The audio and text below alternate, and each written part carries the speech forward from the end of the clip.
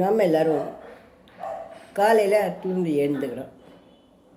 ஆனால் அதுக்குள்ளேயுமா பொழுது ஒடிஞ்செடுத்து இன்னும் நான் தூங்கணும் போலவே இருக்கே அப்படின்னு ஒரு அசதி வரும் சில நாட்களில்.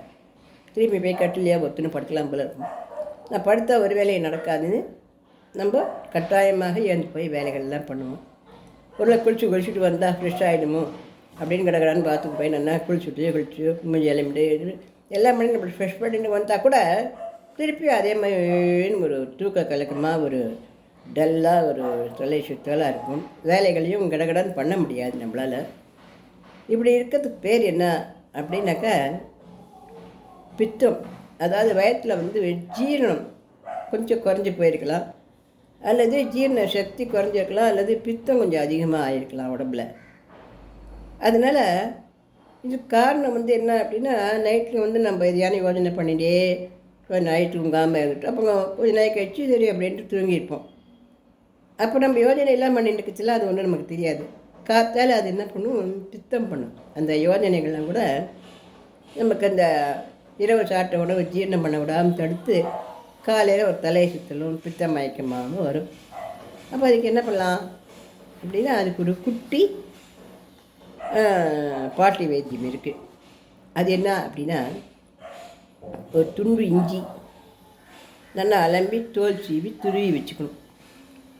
மிளகு ஒரு 10 மிளகு எடுத்து வச்சுக்கணும். அதோட ஒரு எலுமிச்சம்பழத்தை பிழிஞ்சு வச்சுக்கணும், கொட்டையெல்லாம் நீக்கி ஒரு இடத்துல ஒரு டம்ளரில். சீரகம் ஒரு அரை டீஸ்பூன். இந்த சீரகம் மிளகு ரெண்டே என்ன படப்படன்னு பொரியிற மாதிரி என்ன வடிக்கி விட்டு அந்த இஞ்சி துண்டுகள் அதில் போட்டு அதையும் ஒரு சுழட்டிட்டு அதிலே ஒரு 4 டம்ளர் நல்லா குடி தண்ணீரை கொட்டி கொதிக்க விடணும். ஆனால் 4 டம்ளர் வந்து ஒரு டம்ளராக கொதித்து வரணும், சுண்டி வரணும். அதை கொதிக்க விடணும். அப்போ தான் அதோடைய எசன்ஸ் அதில் இறங்கும். அப்புறம் அதை வடிகட்டிட்டு அதில் நம்ம பிழிஞ்சிட்டு இருக்கோம்போது எலுமிச்சம்பழச்சாறு. அந்த தண்ணி கொஞ்சம் ஆறினதுக்கு அப்புறம் வெது இருந்தால் கூட பரவாயில்ல, அதில் இந்த எலுமிச்சம்பழச்சாறு கொடுத்து குடிச்சுடணும். இந்த மாதிரி குடிச்சவனுக்க அந்த தலை சுற்றல், கிருகிருப்பு, மயக்கம், நாள் முழுக்க அப்படியே டல்லாக பொழுது முடியாத மாதிரியாவே ஒரு மாதிரி தலைவேதனையாக இருக்கும் இல்லையா.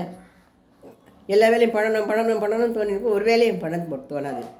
பண்ணனா வீடும் நல்லா இருக்காது, பண்ணித்தான் ஆகணும், பண்ணவும் முடியாது. இந்த நிலையில் நமக்கு என்ன பண்ணுறதுன்னு தெரியாமல் யோஜனை பண்ணிட்டு இருப்போம்.